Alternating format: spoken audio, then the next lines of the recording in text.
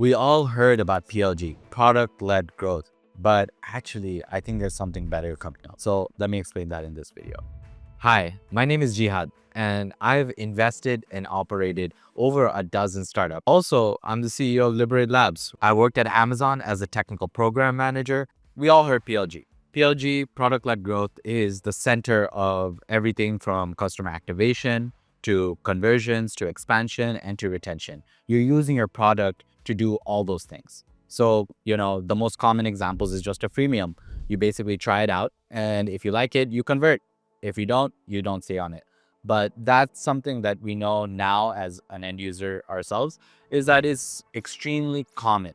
But in a nutshell, PLG just allows users to first get the value and then decide later on. And especially now when there's so many options and so many things you can choose from, people kind of expect it now. They want to be able to try it out before making a decision. So if you have a competitor who is allowing their customers to just try out their product for free, and you're having us behind a paywall, then chances are they're going to try their product and convert at a higher rate. Whereas with your product, even if it's better, they may not even try it at all.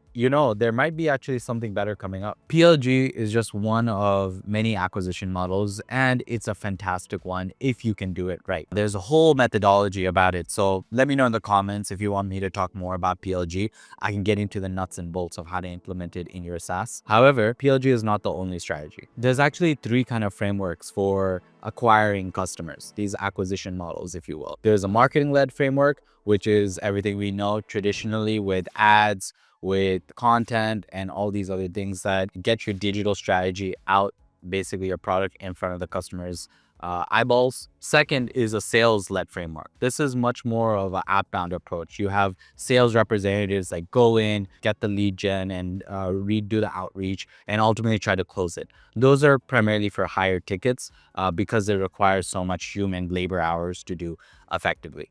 And so in that way, that's one kind of common framework for particularly B2B, but can be used in other ways as well. And finally, and this is the kind of topic of today, is talking about community-led frameworks. This is something that is now transforming the game in SaaS. And the idea is that you're building a community first, building like-minded people who have similar problems, and they are basically coming together to basically support whatever you're building, or more importantly, solving the problem that you're all experiencing. So this is where CLG comes in, customer-led growth. And so this is akin to thinking about community, the community model that I was just mentioning. The idea is customers are driving the roadmap. They're driving the conversation about their product, what they want, what they're experiencing. And it's a more personal relationship than just going from a one-way model of, hey, here's my product, buy it or not. This is actually taking a much more local approach, if you will, which is to say that it's coming from the community, by the community, and basically it's allowing the community to come in and say what they want. And basically it's giving them a greater attachment to the product and ultimately better retention because they feel like they have a say in it.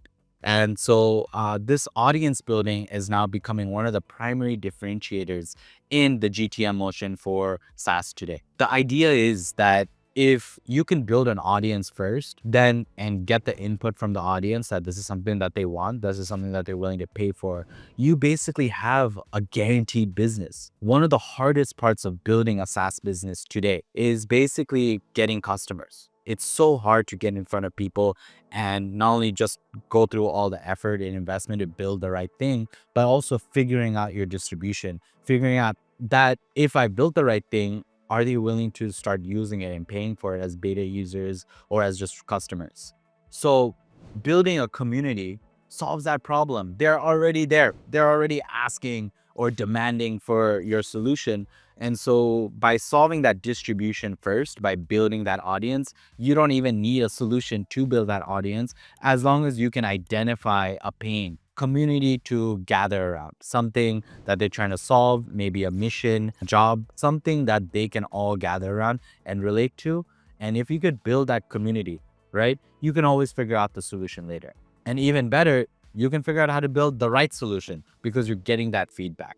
So this community-led framework is one of the most effective strategies, but it's also one of the hardest. So we'll talk about how to basically implement that correctly. But then also, where does PLG fit into all of this? So as maybe you can guess, CLG and PLG is not exclusive decisions. It's not that you have to choose one or the other.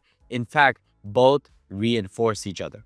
And the idea is that the PLG model of acquisition is incredible because what happens is with low touch, meaning very low manual input, the product can basically retain and activate and expand customers automatically.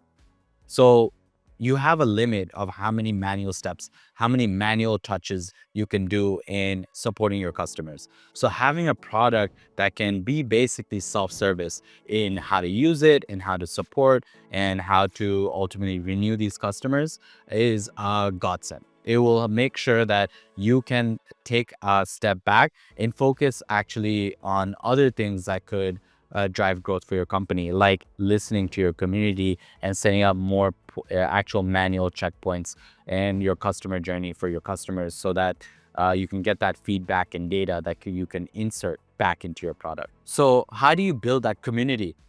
So this customer-led framework is the idea is ultimately you have to produce value for them. A community intrinsically is a gathering place, something that people are finding value in.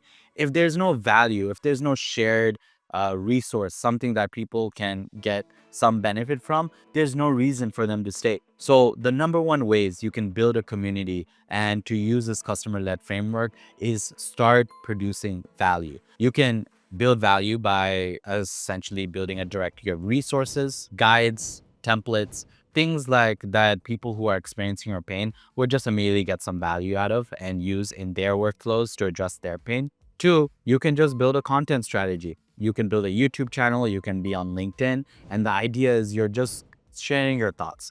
Do not overthink it. If you are experiencing that problem, a lot of the best founders are experiencing the problem of their customers, they're able to then create value for addressing those pain points. And if you're producing enough value, then they will come. Finally, be proactive. I discussed a lot of inbound methods, but actually, you don't need to wait for people to come to you. You can go to them. And basically, when you can really clearly identify it's these group of people, this role, this demographic at this time is experiencing the same problems that you're experiencing, then you have to do the outreach. You have to do the emails, the LinkedIn messages, Instagram messages, whatever it takes. Reach out to them and basically give them lead magnets, give them the value, just give it away and basically invite them to be close to you so that they can continue receiving that value. Not only does that get them interested, but it earns trust. So later on, when you are actually putting a solution in front of them, it is already a lot easier than someone who's very cold that doesn't know or trust you. So now we're getting into the really interesting stuff. So if you can execute this community strategy and you're investing your manual hours in terms of engaging this community, creating content, creating value, and increasing the overall value that everyone is experiencing in your community, that's when the growth loop happens with your PLG motion. The idea is that you could say, in lack of a better word, a captive audience, self-willing, of course, and you're able to provide a product that sells itself effectively. That means that you have a growth loop. Basically, the PLG motion in your community will get them into your product, get them getting value, and then actually being able to share it with more people. And if they can share it with more people, the product, you can get more people into your community. So the idea is that it's self-serving. If you can continue expanding your community, then it actually force multiplies whatever what they call is K factor, the virality of your product in your PLG motion later on. That means they can share it with more people and then ultimately bring more people back into the community. So this is the blitz scaling. This is actually the crazy virality that happens behind the scenes. We get products that grow explosively in SaaS. And what happens behind the scenes is that you have an avid group of enthusiasts, people who are diehard fans of what you build, and they are sharing it again and again and again. And if you can create that type of experience for your customers, then the virality happens. And it's one of the most incredible things that happen in SaaS, the exponential curve, the hockey stick growth. But the idea is that you have to build something that people want to share. And so having that community PLG motion are two growth loops that can actually massively increase the growth of your SaaS. So make sure you implement those. So let's talk about where it may not be as easy. So it may be not as easy to implement these PLG, CLG motions when you're talking with much larger enterprise deals. These enterprise deals actually are just a much smaller community of buyers. And so building a community around it is really difficult. So keep that in mind. Same thing with PLG, right? So at more larger organizations, what happens is your customer and your user are not two different people. So on one hand, the user may love your product, but the customer, who may be a higher up, a manager, a director, may not be willing to buy it because it doesn't serve the business function.